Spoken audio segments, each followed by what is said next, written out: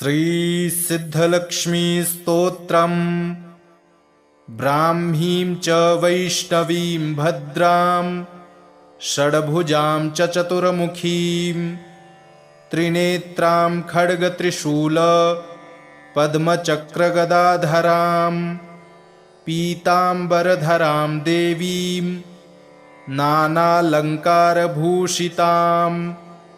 तेजः पुञ्जधरीं श्रेष्ठां ध्यायेद्बालकुमारिकाम् ओङ्कारं लक्ष्मीरूपं तु विष्णुं वाग्भवमव्ययम् विष्णुमानन्दमव्यक्तं ह्रीङ्कारबीजरूपिणीं क्लीं अमृतानन्दिनीं भद्रां सत्यानन्ददायिनीं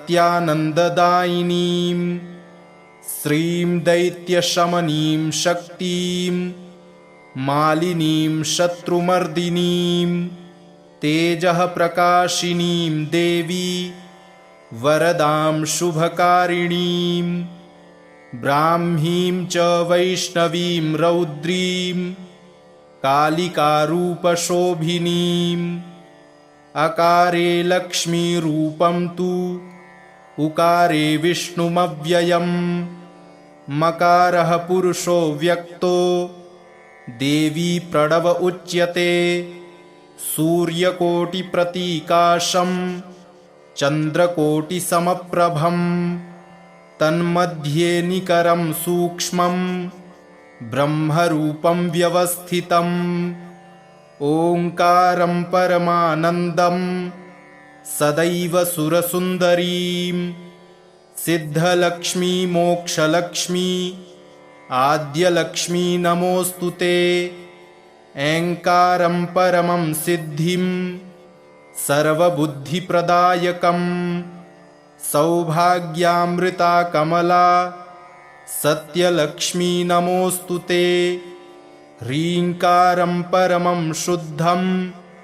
परमैश्वर्यदायकं कमलाधनदा लक्ष्मी भोगलक्ष्मी नमोऽस्तु ते क्लीङ्कारं कामरूपिण्यं कामनापरिपूर्तिदं चपला चञ्चला लक्ष्मी कात्यायनी नमोऽस्तु ते श्रीङ्कारं सिद्धिरूपिण्यं सर्वसिद्धिप्रदायकं पद्माननां जगन्मात्रे अष्टलक्ष्मी नमोऽस्तु ते सर्वमङ्गलमाङ्गल्ये शिवे सर्वार्थसाधिके शरण्ये त्र्यम्बके गौरी नारायणी नमोऽस्तु ते प्रथमं त्र्यम्बका गौरी द्वितीयं वैष्णवी तथा तृतीयं कमला प्रोक्ता चतुर्थं सुन्दरी तथा पञ्चमं विष्णुशक्तिश्च षष्ठं कात्यायनी तथा वाराही सप्तमं चैव ह्यष्टमं हरिवल्लभा नवमं खड्गिनी प्रोक्ता दशमं चैव देविका एकादशं सिद्धलक्ष्मीर्द्वादशं हंसवाहिनी एतत् स्तोत्रवरं देव्या ये पठन्ति सदा नराः सर्वापद्भ्यो विमुच्यन्ते नात्र कार्या विचारणा एकमासं द्विमासं च त्रिमासं मासचतुष्टयं पञ्चमासं च षड्मासं त्रिकालं यः सदा पठेत् ब्राह्मणः क्लेशितो दुःखी दारिद्र्यभयपीडितः जन्मान्तरसहस्रोत्थैर्मुच्यते सर्वकिल्बिषैः दरिद्रो लभते लक्ष्मी मपुत्रः पुत्रवान् भवेत् धन्यो यशस्वी शत्रुघ्नो वह्नि चौरभयेषु च शाकिनी भूतवेताल सर्पव्याघ्रनिपातने राजद्वारे सभास्थाने कारागृहनिबन्धने ईश्वरेण कृतं स्तोत्रं प्राणिनां हितकारकं स्तुवन्तु ब्राह्मणाः नित्यं दारिद्र्यं न च बाधते सर्वपापहरा लक्ष्मीः सर्वसिद्धिप्रदायिनीं साधकाः लभते सर्वं पठेत् स्तोत्रं निरन्तरम् या श्रीः पद्मावने कदम्बशिखरे राजगृहे कुञ्जरे श्वेते चाश्वयुते वृषे च युगले यज्ञे च यूपस्थिते शङ्खे दैवकुले नरेन्द्रभवने गङ्गातटे गोकुले सा श्रीस्तिष्ठति सर्वदा मम गृहे भूयात् सदा निश्चला या सा पद्मासनस्था विपुलकटितटी पद्मपत्रायताक्षी गम्भीरावर्तनाभिस्तनभरनमिता शुद्धवस्त्रोत्तरीया लक्ष्मीर्दिव्यैर्गजेन्द्रैर्मणिगणखचितैः स्नापिता हेमकुम्भैः नित्यं सा पद्महस्ता मम वसतु गृहे सर्वमाङ्गल्ययुक्ता ब्राह्मीं च वैष्णवीं भद्रां षड्भुजां च चतुर्मुखीं त्रिनेत्रां खड्गत्रिशूल पद्मचक्रगदाधरां पीताम्बरधरां देवीं नानालङ्कारभूषितां तेजःपुञ्जधरीं श्रेष्ठां ध्यायेद्बालकुमारिकाम् ओङ्कारं लक्ष्मीरूपं तु विष्णुं वाग्भवमव्ययम् विष्णुमानन्दमव्यक्तं ह्रीङ्कारबीजरूपिणीं क्लीं अमृतानन्दिनीं भद्रां सत्यानन्ददायिनीं श्रीं दैत्यशमनीं शक्तिं मालिनीं शत्रुमर्दिनीं तेजःप्रकाशिनीं देवी वरदां शुभकारिणीं ब्राह्मीं च वैष्णवीं रौद्रीं कालिकारूपशोभिनीम् अकारे लक्ष्मीरूपं तु उकारे विष्णुमव्ययम् मकारः पुरुषो व्यक्तो देवी प्रणव उच्यते सूर्यकोटिप्रतीकाशं चन्द्रकोटिसमप्रभं तन्मध्ये निकरं सूक्ष्मं ब्रह्मरूपं व्यवस्थितम् ओङ्कारं परमानन्दं सदैव सुरसुन्दरीं सिद्धलक्ष्मी मोक्षलक्ष्मी आद्यलक्ष्मी नमोऽस्तु ते ऐङ्कारं परमं सिद्धिं सर्वबुद्धिप्रदायकं सौभाग्यामृता कमला सत्यलक्ष्मी नमोऽस्तु ते ह्रीङ्कारं परमं शुद्धं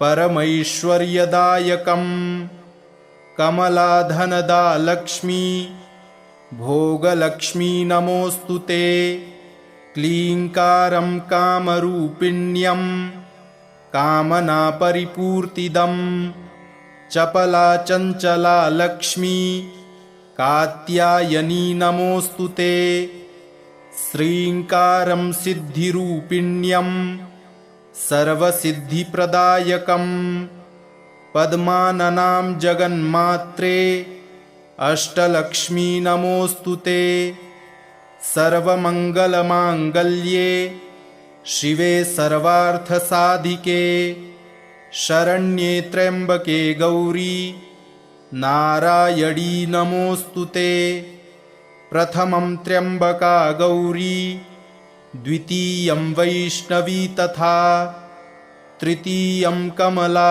प्रोक्ता चतुर्थं सुन्दरी तथा पंचमं विष्णुशक्तिश्च षष्ठं कात्यायनी तथा वाराही सप्तमं चैव ह्यष्टमं हरिवल्लभा नवमं खड्गिनी प्रोक्ता दशमं चैव देविका एकादशं सिद्धलक्ष्मीर्द्वादशं हंसवाहिनी एतत् स्तोत्रवरं देव्या ये पठन्ति सदा नराः सर्वापद्भ्यो विमुच्यन्ते नात्र कार्या विचारणा एकमासं द्विमासं च त्रिमासं मासचतुष्टयं पञ्चमासं च षड्मासं त्रिकालं यः सदा पठेत्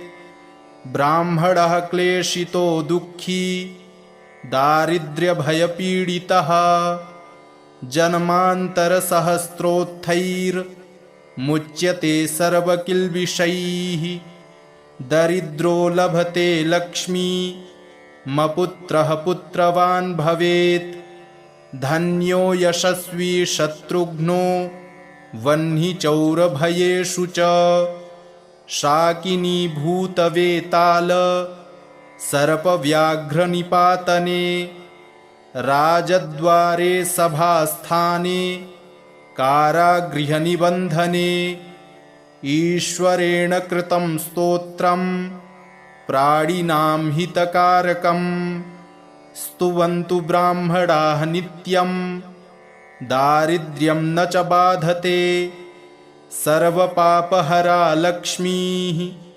सर्वसिद्धिप्रदायिनीं साधकाः लभते सर्वं पठेत् स्तोत्रं निरन्तरं या श्रीः पद्मावने कदम्बशिखरे राजगृहे कुञ्जरे श्वेते चाश्वयुते वृषे च युगले यज्ञे च यूपस्थिते शङ्खे दैवकुले नरेन्द्रभवने गङ्गातटे गोकुले सा श्रीस्तिष्ठति सर्वदा मम गृहे भूयात् सदा निश्चला या सा पद्मासनस्था विपुलकटितटी पद्मपत्रायताक्षी गम्भीरावर्तनाभिस्तनभरनमिता शुद्धवस्त्रोत्तरीया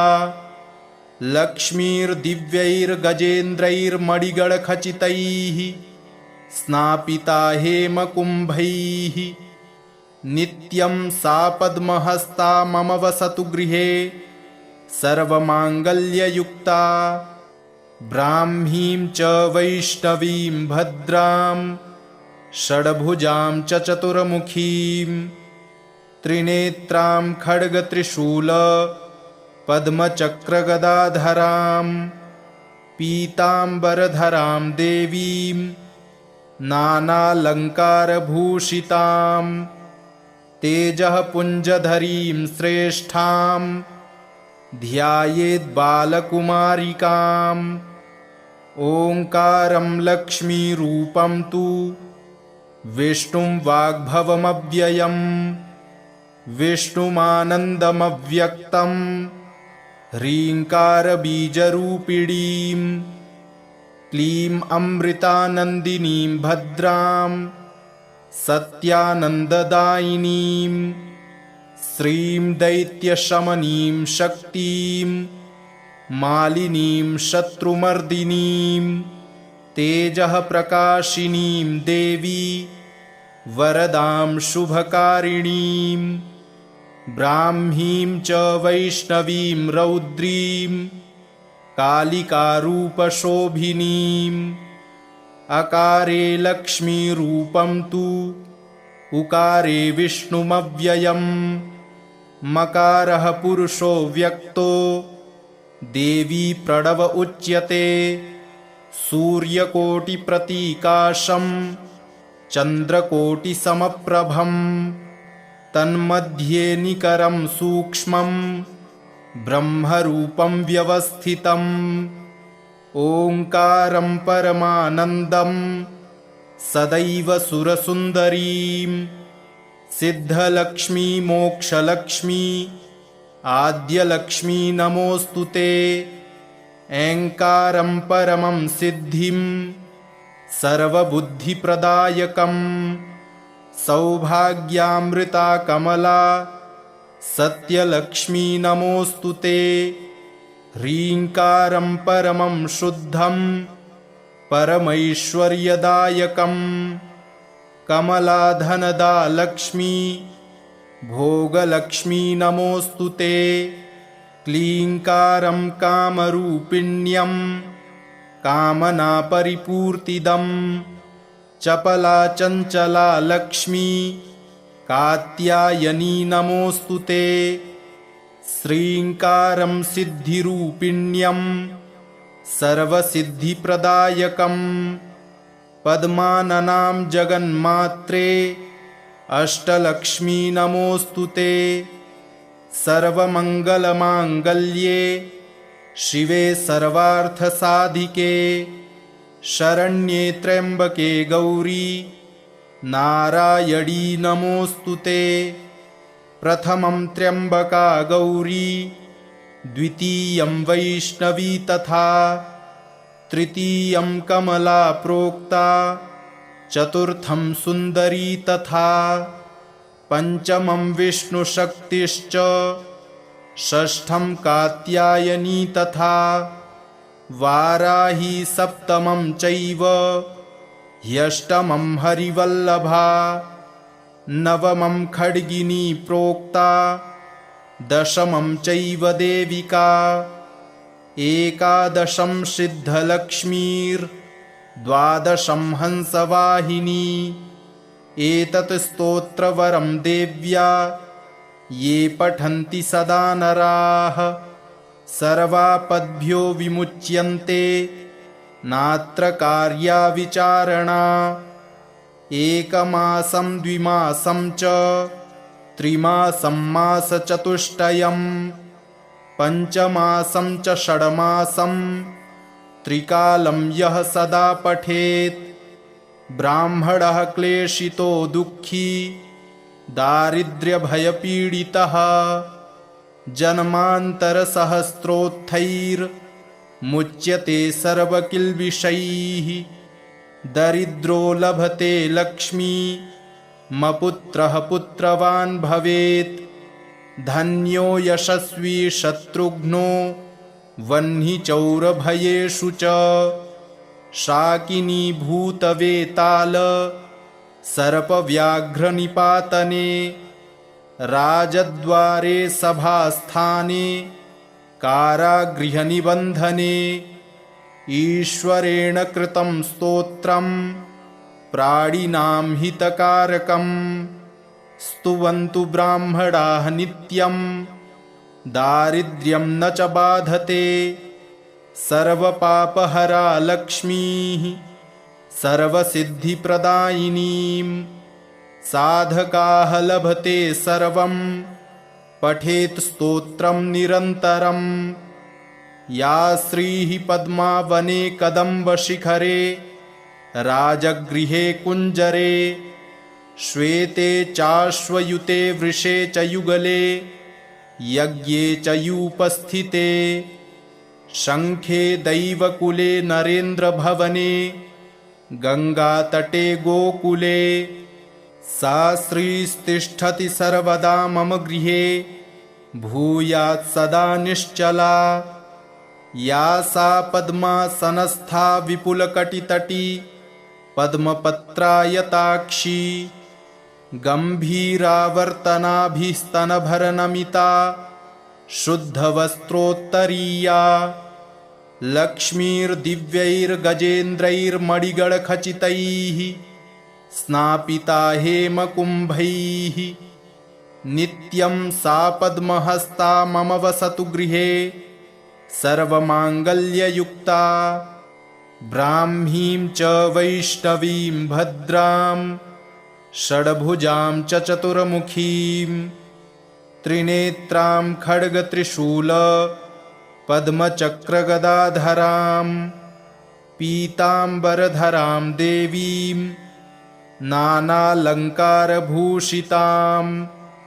तेजः पुञ्जधरीं श्रेष्ठां ध्यायेद्बालकुमारिकाम् ओङ्कारं लक्ष्मीरूपं तु विष्णुं वाग्भवमव्ययम् विष्णुमानन्दमव्यक्तं ह्रीङ्कारबीजरूपिणीं क्लीं अमृतानन्दिनीं भद्रां सत्यानन्ददायिनीं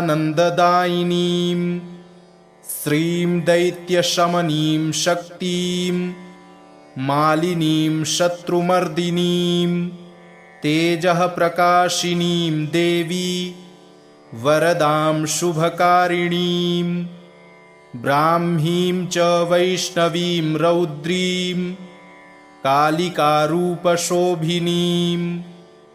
अकारे लक्ष्मीरूपं तु उकारे विष्णुमव्ययम् मकारः पुरुषो व्यक्तो देवी प्रणव उच्यते सूर्यकोटिप्रतीकाशं चन्द्रकोटिसमप्रभम् तन्मध्ये निकरं सूक्ष्मं ब्रह्मरूपं व्यवस्थितम् ओङ्कारं परमानन्दं सदैव सुरसुन्दरीं सिद्धलक्ष्मी मोक्षलक्ष्मी आद्यलक्ष्मी नमोऽस्तु ते ऐङ्कारं परमं सिद्धिं सर्वबुद्धिप्रदायकं सौभाग्यामृता कमला सत्यलक्ष्मी नमोऽस्तु ते ह्रीङ्कारं परमं शुद्धं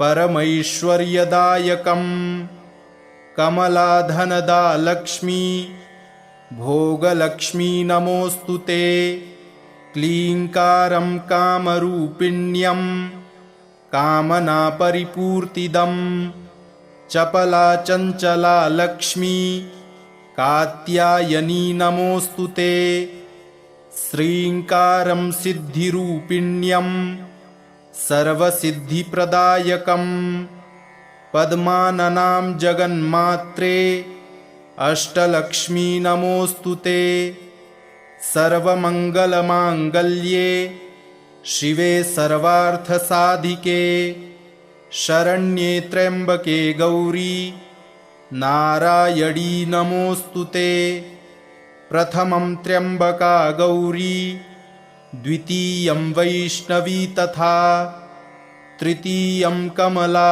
प्रोक्ता चतुर्थं सुन्दरी तथा पञ्चमं विष्णुशक्तिश्च षष्ठं कात्यायनी तथा वाराही सप्तमं चैव ह्यष्टमं हरिवल्लभा नवमं खड्गिनी प्रोक्ता दशमं चैव देविका एकादशं सिद्धलक्ष्मीर्द्वादशं हंसवाहिनी एतत् स्तोत्रवरं देव्या ये पठन्ति सदा नराः सर्वापद्भ्यो विमुच्यन्ते नात्र कार्या विचारणा एकमासं द्विमासं च त्रिमासं मासचतुष्टयं पञ्चमासं च षड्मासं त्रिकालं यः सदा पठेत्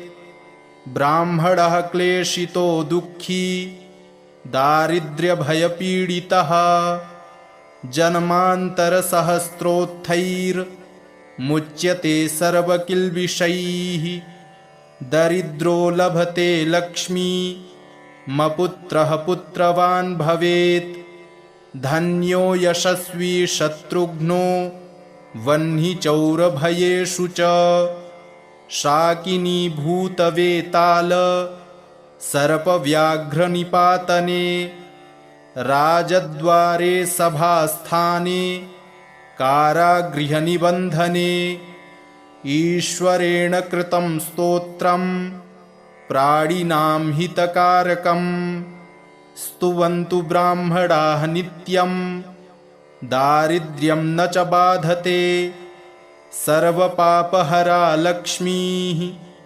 सर्वसिद्धिप्रदायिनीं साधकाः लभते सर्वं पठेत् स्तोत्रं निरन्तरं। या श्रीः पद्मावने कदम्बशिखरे राजगृहे कुञ्जरे श्वेते चाश्वयुते वृषे च युगले यज्ञे च यूपस्थिते शङ्खे दैवकुले नरेन्द्रभवने गङ्गातटे गोकुले सा श्रीस्तिष्ठति सर्वदा मम गृहे भूयात् सदा निश्चला। या सा पद्मासनस्था विपुलकटितटी पद्मपत्रायताक्षी गम्भीरावर्तनाभिस्तनभरनमिता शुद्धवस्त्रोत्तरीया लक्ष्मीर्दिव्यैर्गजेन्द्रैर्मणिगणखचितैः स्नापिता हेमकुम्भैः नित्यं सा पद्महस्ता मम वसतु गृहे सर्वमाङ्गल्ययुक्ता।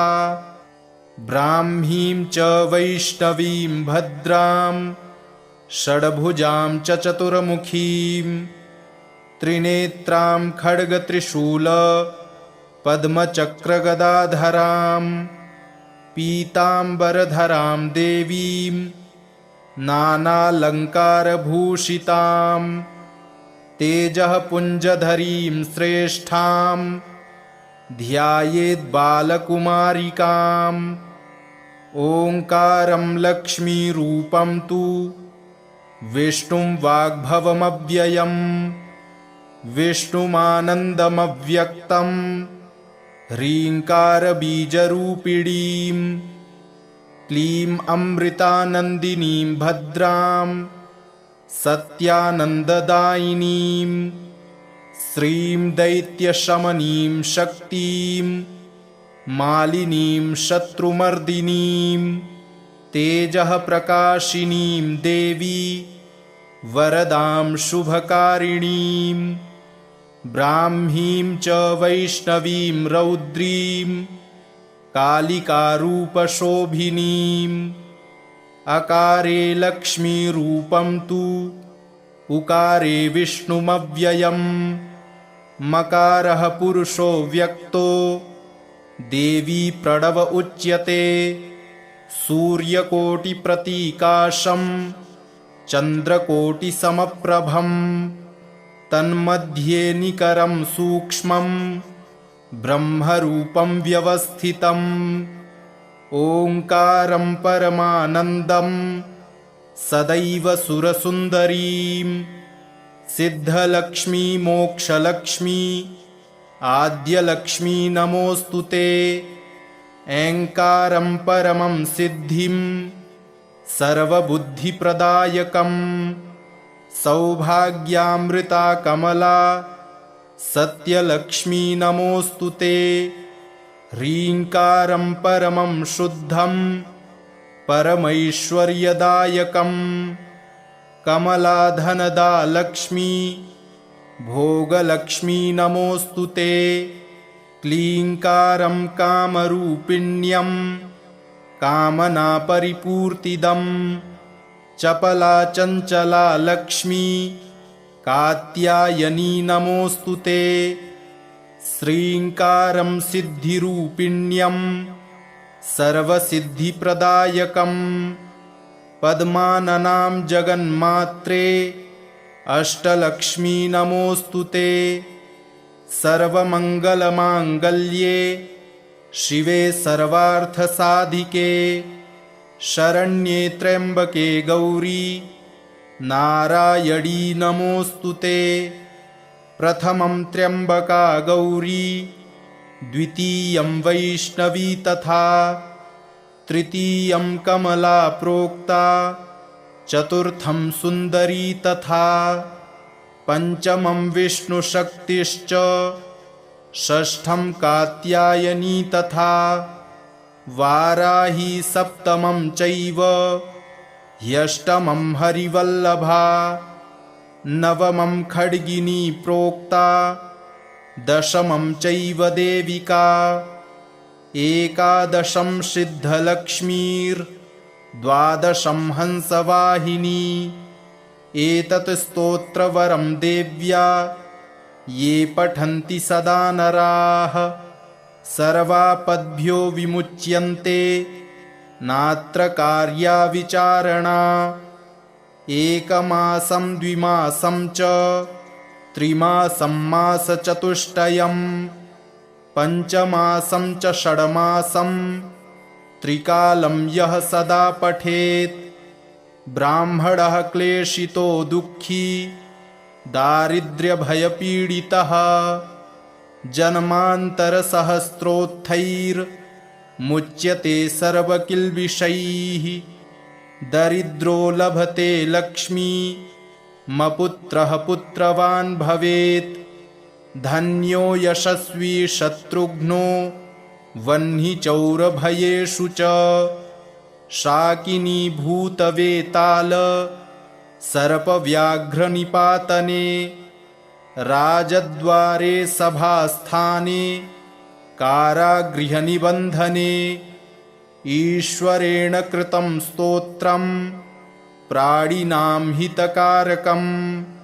स्तुवन्तु ब्राह्मणाः नित्यं दारिद्र्यं न च बाधते। सर्वपापहरा लक्ष्मीः सर्वसिद्धिप्रदायिनीं। साधकाः लभते सर्वं पठेत् स्तोत्रं निरन्तरं। या श्रीः पद्मा वने कदम्बशिखरे राजगृहे कुञ्जरे। श्वेते चाश्वयुते वृषे च युगले यज्ञे च यूपस्थिते। शङ्खे दैवकुले नरेन्द्रभवने गङ्गातटे गोकुले। सा श्रीस्तिष्ठति सर्वदा मम गृहे भूयात् सदा निश्चला। या सा पद्मासनस्था विपुलकटितटी पद्मपत्रायताक्षी। गम्भीरावर्तनाभिस्तनभरनमिता शुद्धवस्त्रोत्तरीया। लक्ष्मीर्दिव्यैर्गजेन्द्रैर्मणिगणखचितैः स्नापिता हेमकुम्भैः। नित्यं सा पद्महस्ता मम वसतु गृहे सर्वमाङ्गल्ययुक्ता। ब्राह्मीं च वैष्णवीं भद्रां षड्भुजां च चतुर्मुखीं। त्रिनेत्रां खड्गत्रिशूल पद्मचक्रगदाधरां। पीताम्बरधरां देवीं नानालङ्कारभूषितां। तेजःपुञ्जधरीं श्रेष्ठां ध्यायेत् बालकुमारिकाम्। ओङ्कारं लक्ष्मीरूपं तु विष्णुं वाग्भवमव्ययम्। विष्णुमानन्दमव्यक्तं ह्रीङ्कारबीजरूपिणीं। क्लीं अमृतानन्दिनीं भद्रां सत्यानन्ददायिनीं। श्रीं दैत्यशमनीं शक्तिं मालिनीं शत्रुमर्दिनीं। तेजःप्रकाशिनीं देवी वरदां शुभकारिणीं। ब्राह्मीं च वैष्णवीं रौद्रीं कालिकारूपशोभिनीम्। अकारे लक्ष्मीरूपं तु उकारे विष्णुमव्ययम्। मकारः पुरुषो व्यक्तो देवी प्रणव उच्यते। सूर्यकोटिप्रतीकाशं चन्द्रकोटिसमप्रभम्। तन्मध्ये निकरं सूक्ष्मं ब्रह्मरूपं व्यवस्थितम्। ओङ्कारं परमानन्दं सदैव सुरसुन्दरीं। सिद्धलक्ष्मी मोक्षलक्ष्मी आद्यलक्ष्मी नमोऽस्तु ते। ऐङ्कारं परमं सिद्धिं सर्वबुद्धिप्रदायकम्। सौभाग्यामृता कमला सत्यलक्ष्मी नमोऽस्तु ते। ह्रीङ्कारं परमं शुद्धं परमैश्वर्यदायकम् कमलाधनदा लक्ष्मी भोगलक्ष्मी नमोऽस्तु ते क्लीङ्कारं कामरूपिण्यं कामनापरिपूर्तिदं चपला चञ्चला लक्ष्मी कात्यायनी नमोऽस्तु ते श्रीङ्कारं सिद्धिरूपिण्यं सर्वसिद्धिप्रदायकं पद्माननां जगन्मात्रे अष्टलक्ष्मी नमोऽस्तु ते सर्वमङ्गलमाङ्गल्ये शिवे सर्वार्थसाधिके शरण्ये त्र्यम्बके गौरी नारायणी नमोऽस्तु ते प्रथमं त्र्यम्बका गौरी द्वितीयं वैष्णवी तथा तृतीयं कमला प्रोक्ता चतुर्थं सुन्दरी तथा पंचमं विष्णुशक्तिश्च षष्ठं कात्यायनी तथा वाराही सप्तमं चैव ह्यष्टमं हरिवल्लभा नवमं खड्गिनी प्रोक्ता दशमं चैव देविका एकादशं सिद्धलक्ष्मीर्द्वादशं हंसवाहिनी एतत् स्तोत्रवरं देव्या ये पठन्ति सदा नराः सर्वापद्भ्यो विमुच्यन्ते नात्र कार्या विचारणा एकमासं द्विमासं च त्रिमासं मासचतुष्टयं पञ्चमासं च षड्मासं त्रिकालं यः सदा पठेत् ब्राह्मणः क्लेशितो दुःखी दारिद्र्यभयपीडितः जन्मान्तरसहस्रोत्थैर्मुच्यते सर्वकिल्बिषैः दरिद्रो लभते लक्ष्मी मपुत्रः पुत्रवान् भवेत् धन्यो यशस्वी शत्रुघ्नो वह्निचौरभयेषु च शाकिनी भूतवेताल सर्पव्याघ्रनिपातने राजद्वारे सभास्थाने कारागृहनिबन्धने ईश्वरेण कृतं स्तोत्रं प्राणिनां हितकारकं स्तुवन्तु ब्राह्मणाः नित्यं दारिद्र्यं न च बाधते सर्वपापहरा लक्ष्मीः सर्वसिद्धिप्रदायिनीं साधकाः लभते सर्वं पठेत् स्तोत्रं निरन्तरं या श्रीः पद्मावने कदम्बशिखरे राजगृहे कुञ्जरे श्वेते चाश्वयुते वृषे च युगले यज्ञे च यूपस्थिते शङ्खे दैवकुले नरेन्द्रभवने गङ्गातटे गोकुले सा श्रीस्तिष्ठति सर्वदा मम गृहे भूयात् सदा निश्चला या सा पद्मासनस्था विपुलकटितटी पद्मपत्रायताक्षी गम्भीरावर्तनाभिस्तनभरनमिता शुद्धवस्त्रोत्तरीया लक्ष्मीर्दिव्यैर्गजेन्द्रैर्मणिगणखचितैः स्नापिता हेमकुम्भैः नित्यं सा पद्महस्ता मम वसतु गृहे सर्वमाङ्गल्ययुक्ता ब्राह्मीं च वैष्णवीं भद्रां षड्भुजां च चतुर्मुखीं त्रिनेत्रां खड्गत्रिशूल पद्मचक्रगदाधरां पीताम्बरधरां देवीं नानालङ्कारभूषितां तेजः पुञ्जधरीं श्रेष्ठां ध्यायेद्बालकुमारिकाम् ओङ्कारं लक्ष्मीरूपं तु विष्णुं वाग्भवमव्ययं विष्णुमानन्दमव्यक्तं ह्रीङ्कारबीजरूपिणीं क्लीं अमृतानन्दिनीं भद्रां सत्यानन्ददायिनीं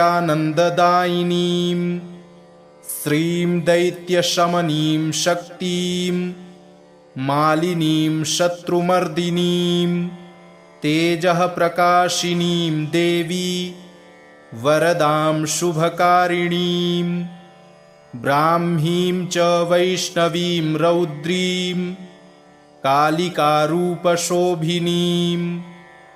अकारे लक्ष्मीरूपं तु उकारे विष्णुमव्ययम् मकारः पुरुषो व्यक्तो देवी प्रणव उच्यते सूर्यकोटिप्रतीकाशं चन्द्रकोटिसमप्रभं तन्मध्ये निकरं सूक्ष्मं ब्रह्मरूपं व्यवस्थितम् ओङ्कारं परमानन्दं सदैव सुरसुन्दरीं सिद्धलक्ष्मी मोक्षलक्ष्मी आद्यलक्ष्मी नमोऽस्तु ते ऐङ्कारं परमं सिद्धिं सर्वबुद्धिप्रदायकं सौभाग्यामृता कमला सत्यलक्ष्मी नमोऽस्तु ते ह्रीङ्कारं परमं शुद्धं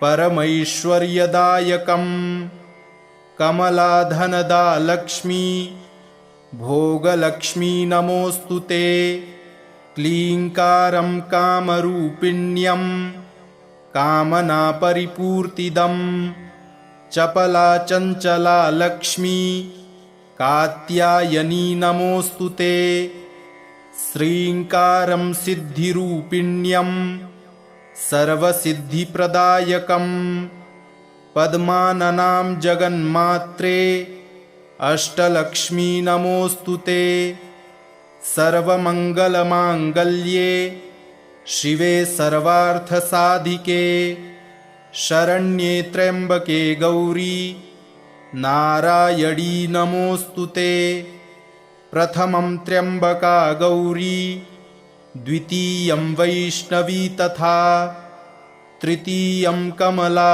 प्रोक्ता चतुर्थं सुन्दरी तथा पंचमं विष्णुशक्तिश्च षष्ठं कात्यायनी तथा वाराही सप्तमं चैव ह्यष्टमं हरिवल्लभा नवमं खड्गिनी प्रोक्ता दशमं चैव देविका एकादशं सिद्धलक्ष्मीर्द्वादशं हंसवाहिनी एतत् स्तोत्रवरं देव्या ये पठन्ति सदा नराः सर्वापद्भ्यो विमुच्यन्ते नात्र कार्या विचारणा एकमासं द्विमासं च त्रिमासं मासचतुष्टयं पञ्चमासं च षड्मासं त्रिकालं यः सदा पठेत्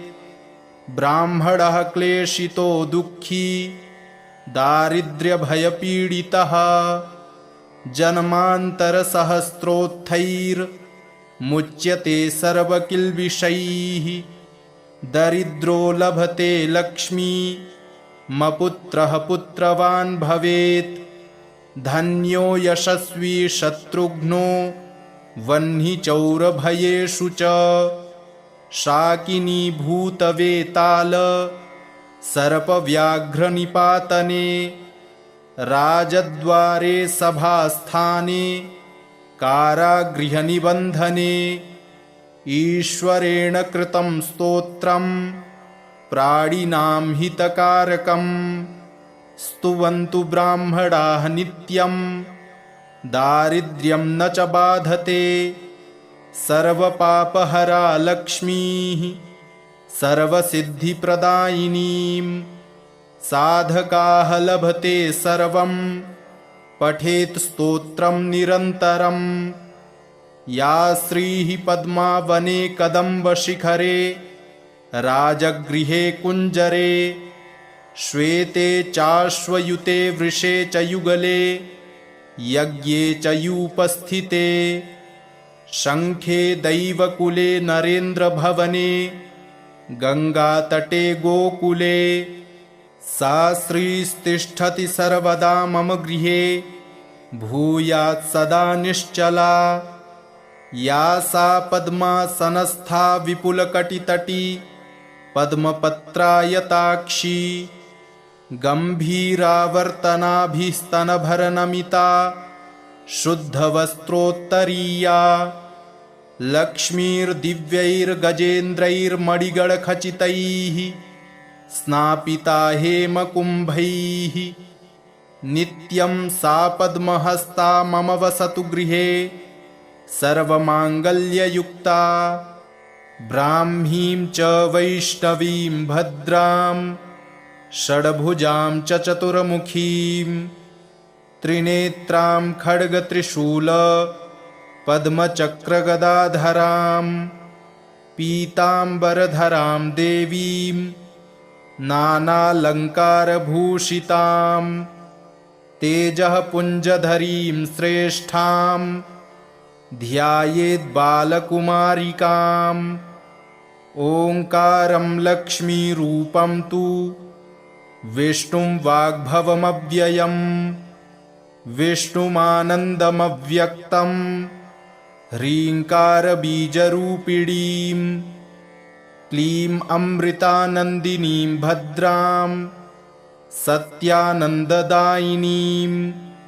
श्रीं दैत्यशमनीं शक्तिं मालिनीं शत्रुमर्दिनीं तेजः प्रकाशिनीं देवी वरदां शुभकारिणीं ब्राह्मीं च वैष्णवीं रौद्रीं कालिकारूपशोभिनीम्।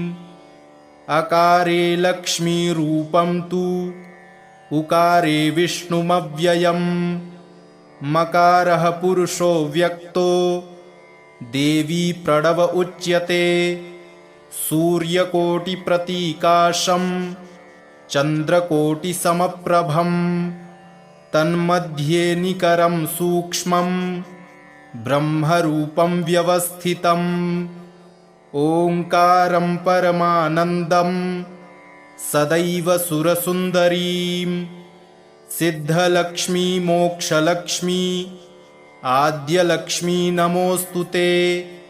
ऐङ्कारं परमं सिद्धिं सर्वबुद्धिप्रदायकं सौभाग्यामृता कमला सत्यलक्ष्मी नमोऽस्तु ते। ह्रीङ्कारं परमं शुद्धं परमैश्वर्यदायकं कमलाधनदा लक्ष्मी भोगलक्ष्मी नमोऽस्तु ते। क्लीङ्कारं कामरूपिण्यं कामनापरिपूर्तिदं चपला चञ्चला लक्ष्मी कात्यायनी नमोऽस्तु ते। श्रीङ्कारं सिद्धिरूपिण्यं सर्वसिद्धिप्रदायकं पद्माननां जगन्मात्रे अष्टलक्ष्मी नमोऽस्तु ते। सर्वमङ्गलमाङ्गल्ये शिवे सर्वार्थसाधिके शरण्ये त्र्यम्बके गौरी नारायणी नमोऽस्तु ते। प्रथमं त्र्यम्बका गौरी द्वितीयं वैष्णवी तथा तृतीयं कमला प्रोक्ता चतुर्थं सुन्दरी तथा पंचमं विष्णुशक्तिश्च षष्ठं कात्यायनी तथा वाराही सप्तमं चैव ह्यष्टमं हरिवल्लभा नवमं खड्गिनी प्रोक्ता दशमं चैव देविका एकादशं सिद्धलक्ष्मीर्द्वादशं हंसवाहिनी। एतत् स्तोत्रवरं देव्या ये पठन्ति सदा नराः सर्वापद्भ्यो विमुच्यन्ते नात्र कार्या विचारणा। एकमासं द्विमासं च त्रिमासं मासचतुष्टयं पञ्चमासं च षड्मासं त्रिकालं यः सदा पठेत् ब्राह्मणः क्लेशितो दुःखी दारिद्र्यभयपीडितः जन्मान्तरसहस्रोत्थैर्मुच्यते सर्वकिल्बिषैः दरिद्रो लभते लक्ष्मी मपुत्रः पुत्रवान् भवेत् धन्यो यशस्वी शत्रुघ्नो वह्नि चौरभयेषु च शाकिनी भूतवेताल सर्पव्याघ्रनिपातने राजद्वारे सभास्थाने कारागृहनिबन्धने ईश्वरेण कृतं स्तोत्रं प्राणिनां हितकारकं स्तुवन्तु ब्राह्मणाः नित्यं दारिद्र्यं न च बाधते सर्वपापहरा लक्ष्मीः सर्वसिद्धिप्रदायिनीं साधकाः लभते सर्वं पठेत् स्तोत्रं निरन्तरं या श्रीः पद्मावने कदम्बशिखरे राजगृहे कुञ्जरे श्वेते चाश्वयुते वृषे च युगले यज्ञे च यूपस्थिते शङ्खे दैवकुले नरेन्द्रभवने गङ्गातटे गोकुले सा श्रीस्तिष्ठति सर्वदा मम गृहे भूयात् सदा निश्चला या सा पद्मासनस्था विपुलकटितटी पद्मपत्रायताक्षी गम्भीरावर्तनाभिस्तनभरनमिता शुद्धवस्त्रोत्तरीया लक्ष्मीर्दिव्यैर्गजेन्द्रैर्मणिगणखचितैः स्नापिता हेमकुम्भैः नित्यं सा पद्महस्ता मम वसतु गृहे सर्वमाङ्गल्ययुक्ता ब्राह्मीं च वैष्णवीं भद्रां षड्भुजां च चतुर्मुखीं त्रिनेत्रां खड्गत्रिशूल पद्मचक्रगदाधरां पीताम्बरधरां देवीं नानालङ्कारभूषितां तेजःपुञ्जधरीं श्रेष्ठां ध्यायेद्बालकुमारिकाम् ओङ्कारं लक्ष्मीरूपं तु विष्णुं वाग्भवमव्ययम् विष्णुमानन्दमव्यक्तं ह्रीङ्कारबीजरूपिणीं क्लीं अमृतानन्दिनीं भद्रां सत्यानन्ददायिनीं श्रीं दैत्यशमनीं शक्तिं मालिनीं शत्रुमर्दिनीं तेजः प्रकाशिनीं देवी वरदां शुभकारिणीं ब्राह्मीं च वैष्णवीं रौद्रीं कालिकारूपशोभिनीं अकारे लक्ष्मीरूपं तु उकारे विष्णुमव्ययम् मकारः पुरुषो व्यक्तो देवी प्रणव उच्यते सूर्यकोटिप्रतीकाशं चन्द्रकोटिसमप्रभं तन्मध्ये निकरं सूक्ष्मं ब्रह्मरूपं व्यवस्थितम् ओङ्कारं परमानन्दं सदैव सुरसुन्दरीं सिद्धलक्ष्मी मोक्षलक्ष्मी आद्यलक्ष्मी नमोऽस्तु ते ऐङ्कारं परमं सिद्धिं सर्वबुद्धिप्रदायकं सौभाग्यामृता कमला सत्यलक्ष्मी नमोऽस्तु ते ह्रीङ्कारं परमं शुद्धं परमैश्वर्यदायकं कमलाधनदा लक्ष्मी भोगलक्ष्मी नमोऽस्तु ते क्लीङ्कारं कामरूपिण्यं कामनापरिपूर्तिदं चपला चञ्चला लक्ष्मी कात्यायनी नमोऽस्तु ते श्रीङ्कारं सिद्धिरूपिण्यं सर्वसिद्धिप्रदायकं पद्माननां जगन्मात्रे अष्टलक्ष्मी नमोऽस्तु ते। सर्वमङ्गलमाङ्गल्ये शिवे सर्वार्थसाधिके शरण्ये त्र्यम्बके गौरी नारायणी नमोऽस्तु ते।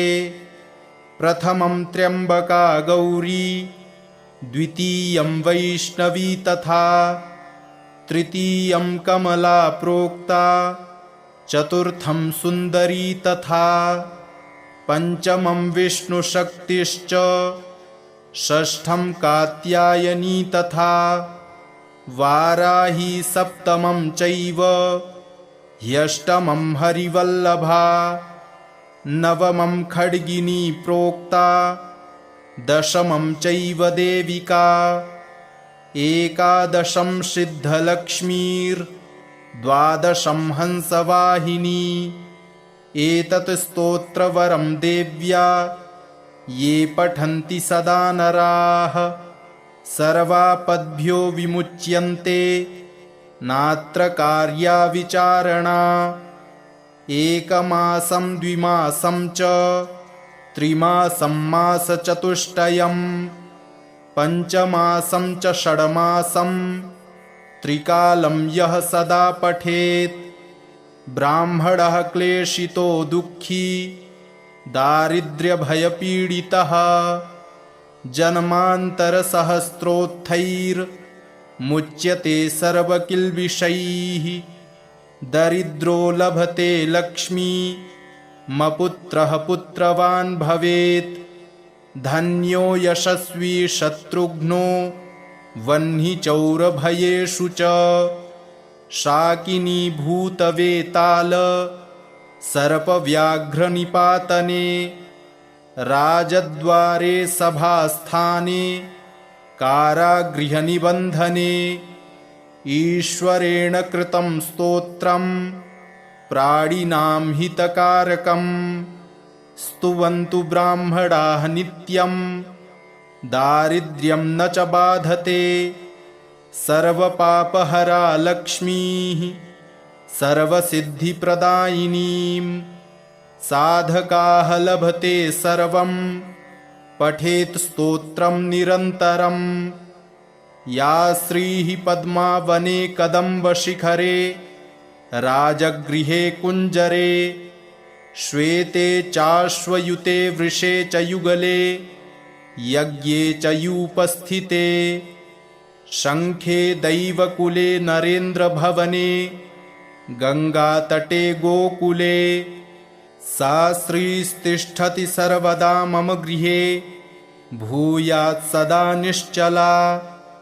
या सा पद्मासनस्था विपुलकटितटी पद्मपत्रायताक्षी गम्भीरावर्तनाभिस्तनभरनमिता शुद्धवस्त्रोत्तरीया लक्ष्मीर्दिव्यैर्गजेन्द्रैर्मणिगणखचितैः स्नापिता हेमकुम्भैः नित्यं सा पद्महस्ता मम वसतु गृहे सर्वमाङ्गल्ययुक्ता। ब्राह्मीं च वैष्णवीं भद्रां षड्भुजां च चतुर्मुखीं त्रिनेत्रां खड्गत्रिशूल पद्मचक्रगदाधरां पीताम्बरधरां देवीं नानालङ्कारभूषितां तेजः पुञ्जधरीं श्रेष्ठां ध्यायेद् बालकुमारिकाम्। ओङ्कारं लक्ष्मीरूपं तु विष्णुं वाग्भवमव्ययम् विष्णुमानन्दमव्यक्तं ह्रीङ्कारबीजरूपिणीं क्लीं अमृतानन्दिनीं भद्रां सत्यानन्ददायिनीं श्रीं दैत्यशमनीं शक्तिं मालिनीं शत्रुमर्दिनीं तेजः प्रकाशिनीं देवी वरदां शुभकारिणीं ब्राह्मीं च वैष्णवीं रौद्रीं कालिकारूपशोभिनीम्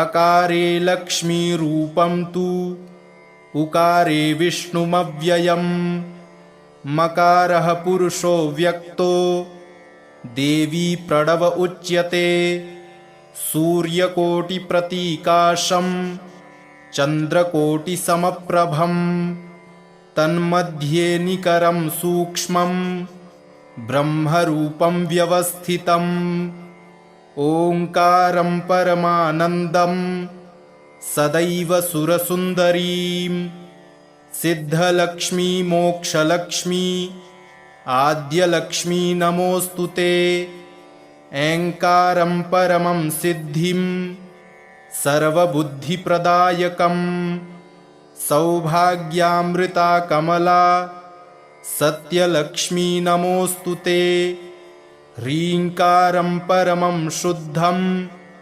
परमैश्वर्यदायकं कमलाधनदा लक्ष्मी भोगलक्ष्मी नमोऽस्तु ते क्लीङ्कारं कामरूपिण्यं कामनापरिपूर्तिदं चपला चञ्चला लक्ष्मी कात्यायनी नमोऽस्तु ते श्रीङ्कारं सिद्धिरूपिण्यं सर्वसिद्धिप्रदायकं पद्माननां जगन्मात्रे अष्टलक्ष्मी नमोऽस्तु ते सर्वमङ्गलमाङ्गल्ये शिवे सर्वार्थसाधिके शरण्ये त्र्यम्बके गौरी नारायणी नमोऽस्तु ते प्रथमं त्र्यम्बका गौरी द्वितीयं वैष्णवी तथा तृतीयं कमला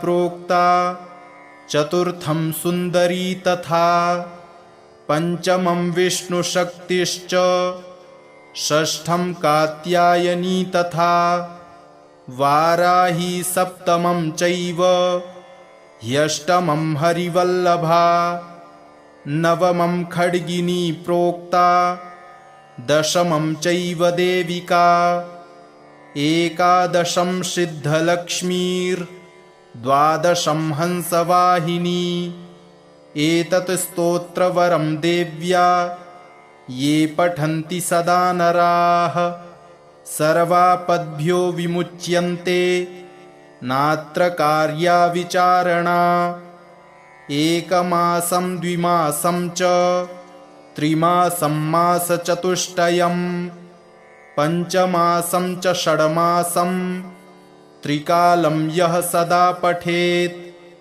ब्राह्मणः क्लेशितो दुःखी दारिद्र्यभयपीडितः जन्मान्तरसहस्रोत्थैर्मुच्यते सर्वकिल्बिषैः दरिद्रो लभते लक्ष्मी मपुत्रः पुत्रवान् भवेत् धन्यो यशस्वी शत्रुघ्नो वह्नि चौरभयेषु च शाकिनी भूतवेताल सर्पव्याघ्रनिपातने राजद्वारे सभास्थाने कारागृहनिबन्धने ईश्वरेण कृतं स्तोत्रं प्राणिनां हितकारकं स्तुवन्तु ब्राह्मणाः नित्यं दारिद्र्यं न च बाधते सर्वपापहरा लक्ष्मीः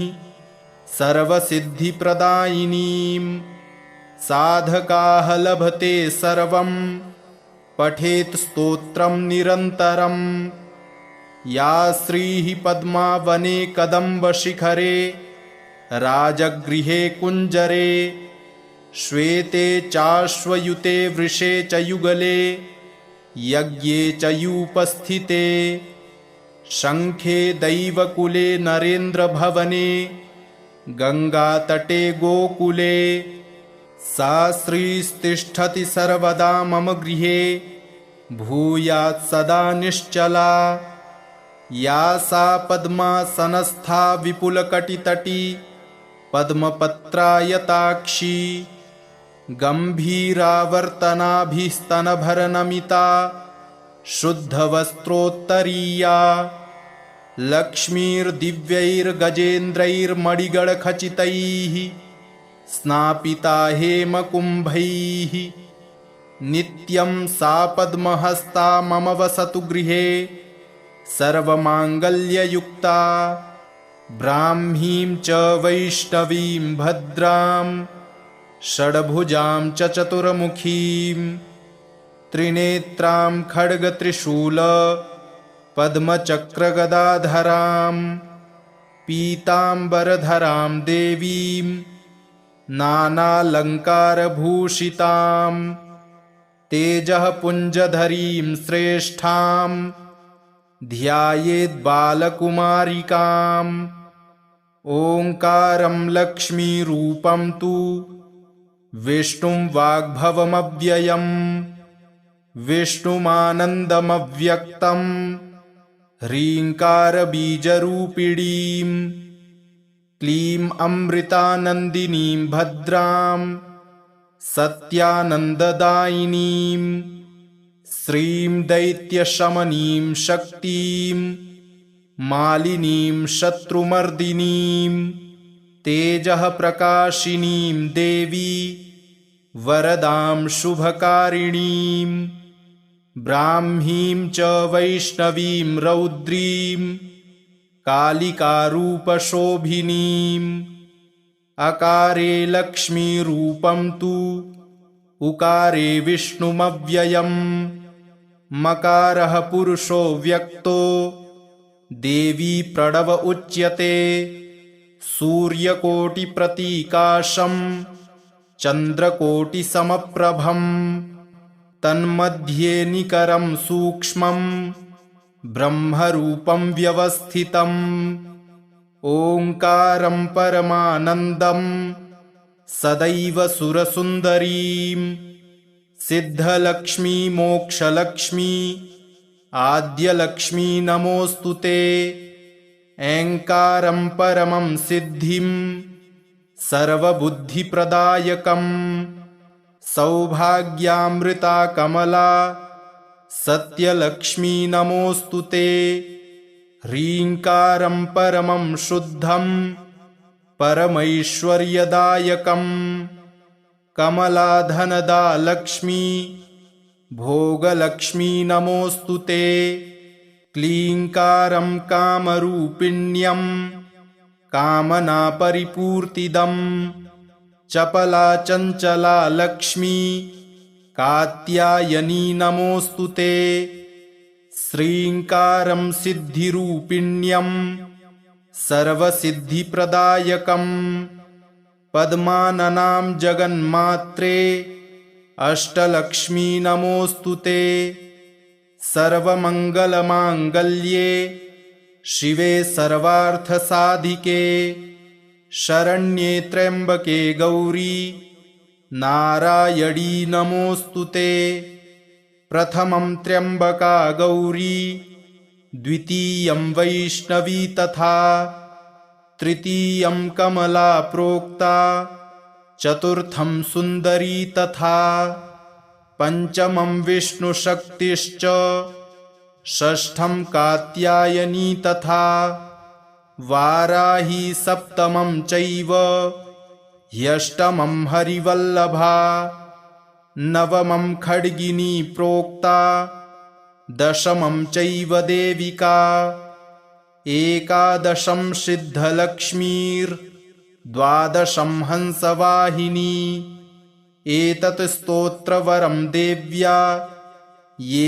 पठन्ति सदा नराः सर्वापद्भ्यो विमुच्यन्ते नात्र कार्या विचारणा एकमासं द्विमासं च त्रिमासं मासचतुष्टयं पञ्चमासं च षड्मासं त्रिकालं यः सदा पठेत् ब्राह्मणः क्लेशितो दुःखी दारिद्र्यभयपीडितः जन्मान्तरसहस्रोत्थैर्मुच्यते सर्वकिल्बिषैः दरिद्रो लभते लक्ष्मी मपुत्रः पुत्रवान् भवेत्।